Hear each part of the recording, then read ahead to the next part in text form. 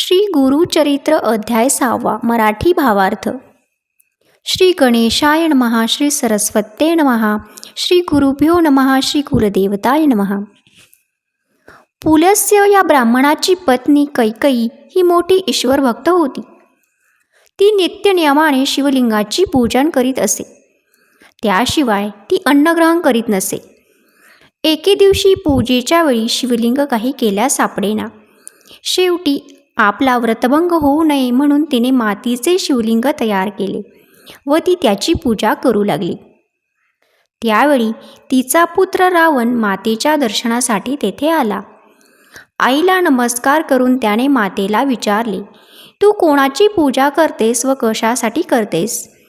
तेव्हा कैकेयी म्हणाली, शिवलिंगाची पूजा केल्याने कैलासपद प्राप्त होते. तेव्हा रावण म्हणाला, मी तुझा पराक्रमी पुत्र असताना मृत्तिकेचा लिंगाची कशाला पूजा करतेस? मी तुला कैलास पर्वतच आणून देतो. रावणाने आईजवळ प्रतिज्ञा केली, मी कैलासासह शंकर पार्वती यांना लवकरच लंकेत घेऊन येतो. असे म्हणून तो त्वरेने शुभ्र सुंदर कैलास पर्वताजवळ आला आणि आपल्या 20 हातांचा जोर लावून कैलास पर्वत उपटू लागला. शेवटी आपल्या 10 शिरांचा जोर लावून कैलास पर्वत उचलण्याचा प्रयत्न करू लागला. कैलासावरील देवगण भयभीत झाले. पार्वती भिवून शंकराजवळ आली. कैलासाला काय झाले, असे हादरे का बसताय असे विचारू लागली. तेव्हा शंकर तिला म्हणाले, तू चिंता करू नकोस. रावण हा माझा भक्त भक्तीचे खेळ खेळत आहे. हे ऐकून आपण सर्व देवगणांचे रक्षण करावे असे तिने शंकराला विनविले. उमेची विनंती ऐकून शंकराने डाव्या हाताने कैलासाला दाब दिला. त्यामुळे रावणाची 10 मस्तके व 20 हात पर्वत आणि जमिनीच्या सांध्यात अडकले. त्यामुळे रावण भक्तीने विनवू लागला व आपल्याला या संकटातून सोडवावे म्हणून प्रार्थना करू लागला. रावणाची विनंती ऐकून शंकराने त्याची सुटका केली. तेव्हा रावण शंकरांना म्हणाला, कैलास पर्वत लंकेला न्यावा या कारणाने मी आलो आहे. कारण शंकराची नित्यपूजा करावी असे माझ्या मातेचे व्रत आहे. तेव्हा शंकर म्हणाला, जर पूजेचे एवढे अगत्य असेल तर कैलासच काय घेऊन बसलाय? मी तुला माझे आत्मलिंग देतो. तुझ्या मनातील सर्व वासना पूर्ण करेल असे हे आत्मलिंग आहे. हे लिंग म्हणजे माझा प्राण आहे. ज्याच्याजवळ हे लिंग असेल त्याला मृत्यू नाही. याचे दर्शन घेतल्याने सर्व दोष नष्ट होतील. परंतु हे तुझ्या नगरात घेऊन जाताना वाटेत कुठे ठेवू नकोस. तुझ्या नगरी नेल्यानंतर 3 वर्ष तू या लिंगाची पूजा कर, म्हणजे तुला ईश्वरपद प्राप्त होईल. हा सारा प्रकार देवर्षी नारदाला कळाला. तो अत्यंत त्वरेने इंद्रलोकास गेला. नारद इंद्राला म्हणाला, शंकराने रावणाला अमरत्व दिले आहे. लंकेश्वर रावणाला आत्मलिंग दिले आहे. त्यामुळे तो आता अमर होणार.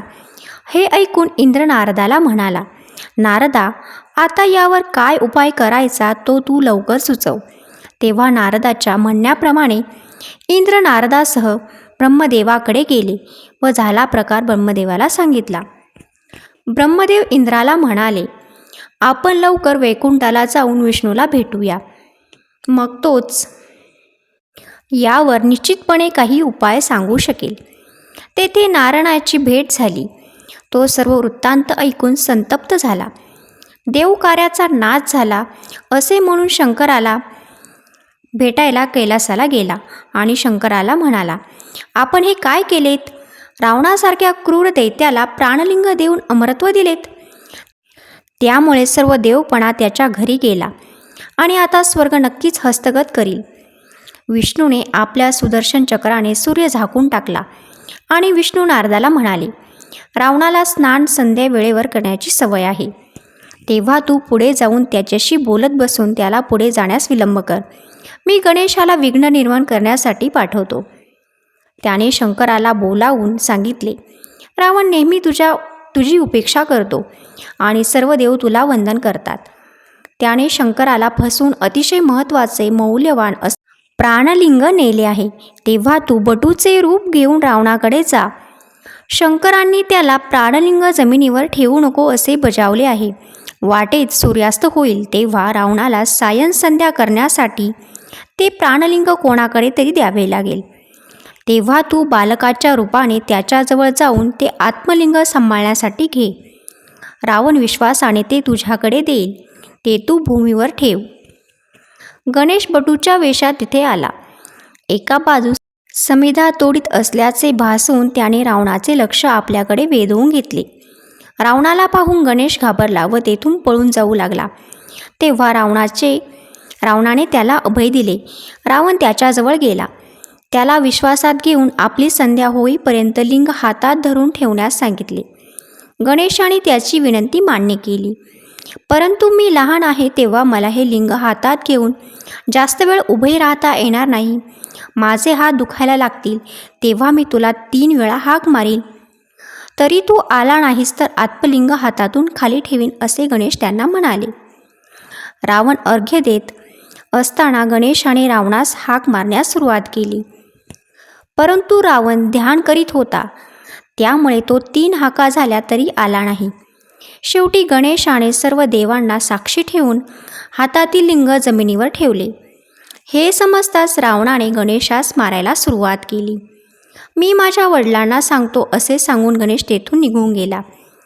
रावणाने अतिशय बळाने लिंग उचलण्याचा प्रयत्न केला. ते उचलले गेले नाही परंतु गोकर्णासारखे लांब झाले. महाबळी रावणाचा उपाय चालेना म्हणून या लिंगाला महाबळेश्वर असे म्हणतात. पुढे ते गोकर्ण क्षेत्र म्हणून प्रख्यात झाले. तर अशा प्रकारे श्री गुरुचरित्र अध्याय 6 मराठी भावार्थ संपन्न झाला. श्री स्वामी समर्थ. अवधूत चिंतन. श्री गुरुदेव दत्त.